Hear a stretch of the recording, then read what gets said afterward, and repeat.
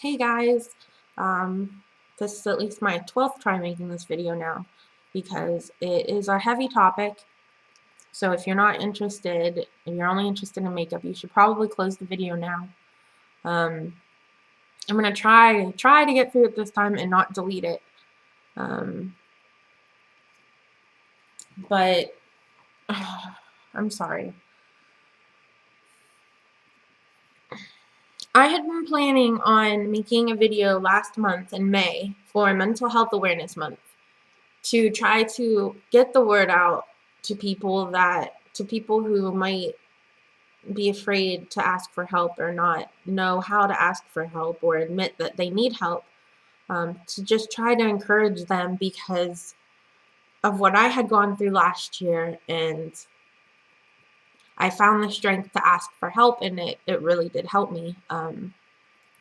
Around Thanksgiving of last year, my sister-in-law, my husband's sister, was living with us, and she swallowed a lot of pills and tried to kill herself. And I had a thought that, oh, it's weird that Nicole is still sleeping and it's 3 o'clock in the afternoon, which she always slept a long time and slept a lot, but this was more than normal. And I went and checked on her and she wouldn't answer me. And then when I finally did get her to wake up, she was not her. Nothing's wrong. I didn't do anything. I'm just tired. Really slow but drawn out words though. And she could barely walk. And I thankfully we got her to the hospital in time. But if I hadn't found her when I did, there's a very, very good chance and real chance that she wouldn't have made it then. Um, and at the time, I was blaming myself. Everybody told me, but you found her, you did it right, you found her, like everything was okay. But maybe I could have found her before she did it. Maybe I could have found her while she was taking them and stopped her.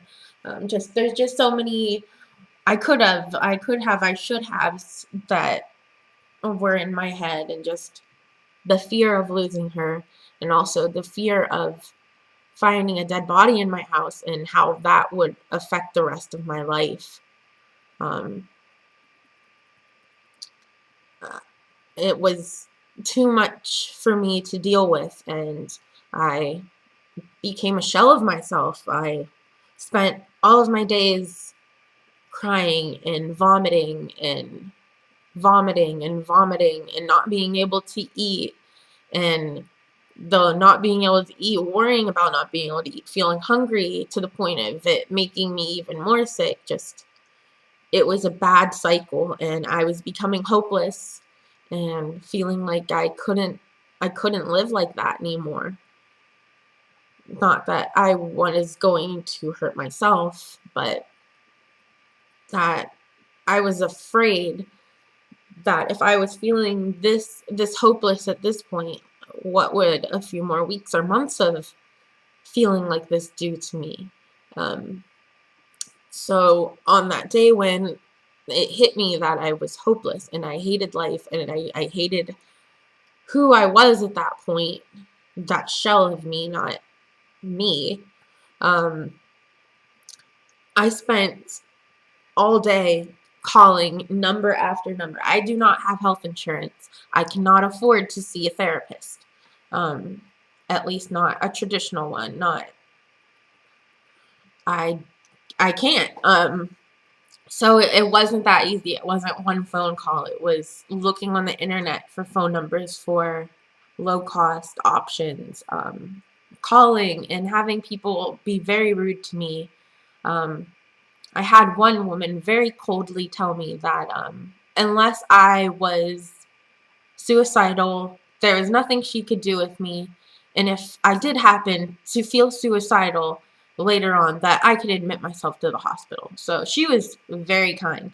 But along with those horrible people like her, I did, and I understand she's probably jaded, which she should probably find a different job if that's the case.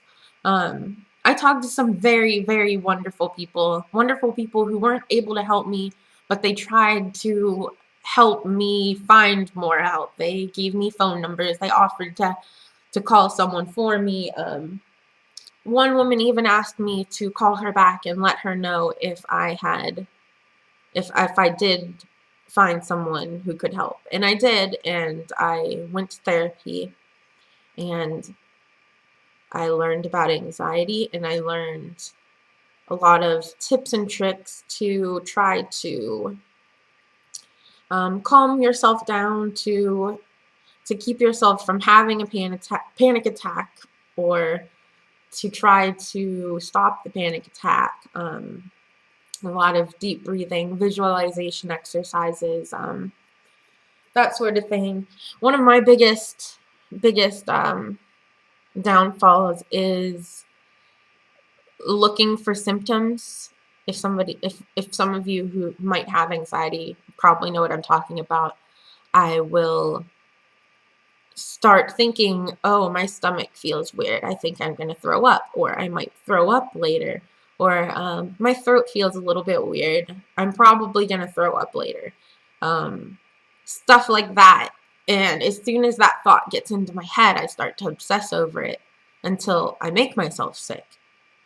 And then with me, once I get to that point where I am getting sick, I am gone.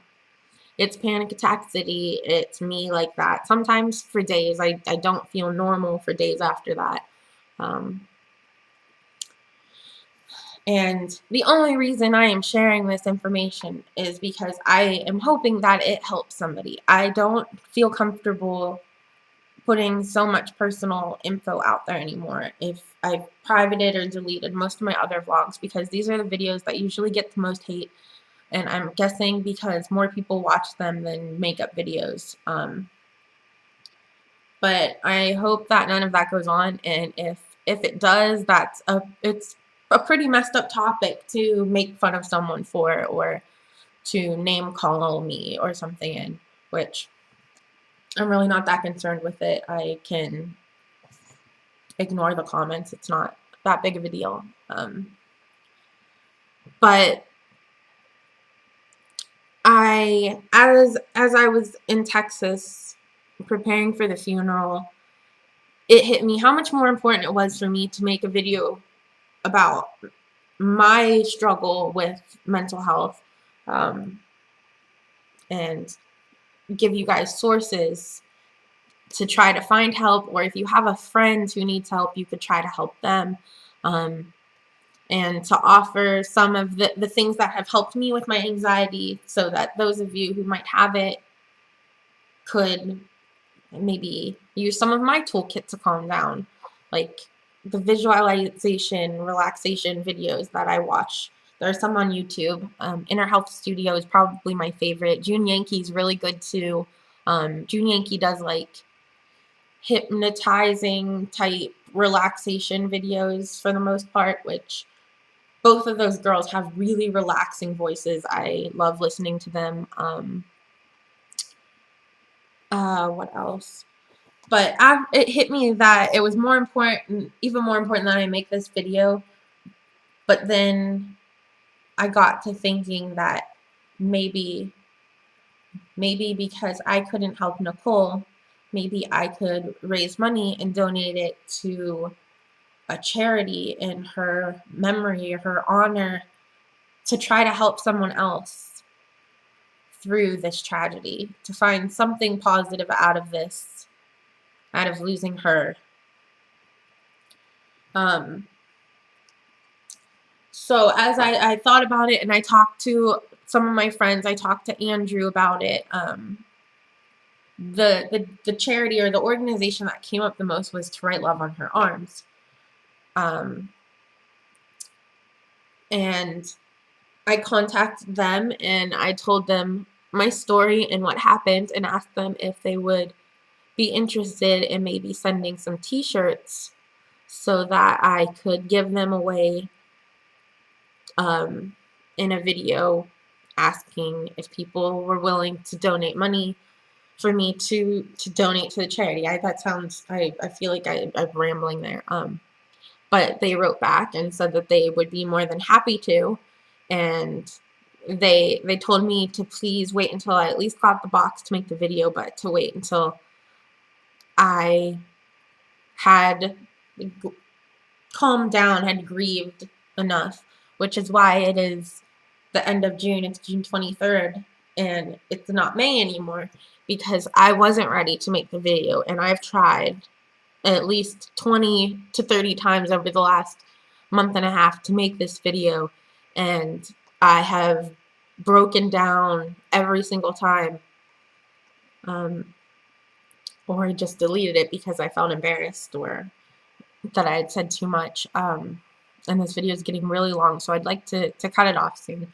But I just kind of wanted to get a lot of that information out, because I knew that I would be rambling, because it's so much in my head, and it's so jumbled up.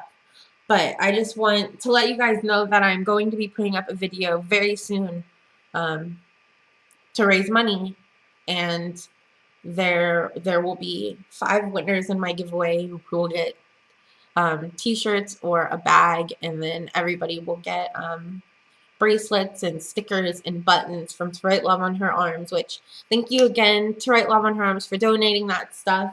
You guys sent at least twice as much as you told me you were going to send, which was really touching, and there's also a little personal note in there, which I thought was very kind. And if any of you guys are struggling, you can go to the To Write Love on Her Arms website, and there is an email address that you can email and talk to somebody, and they also have links for other sources that you can seek out if you are struggling, or if you're in trouble, and not just if you're depressed or you're hurting yourself, you're thinking about hurting yourself, you have suicidal thoughts, but also if you have an addiction. So I'm going to stop this now just because it's already 12 minutes and I'm rambling, but I'll put as many of the links as I can remember to put below, and that video will be up soon. I hope that those of you who can donate will, and those of you who can't, I hope you'll at least watch the video and take in the information and pass it along.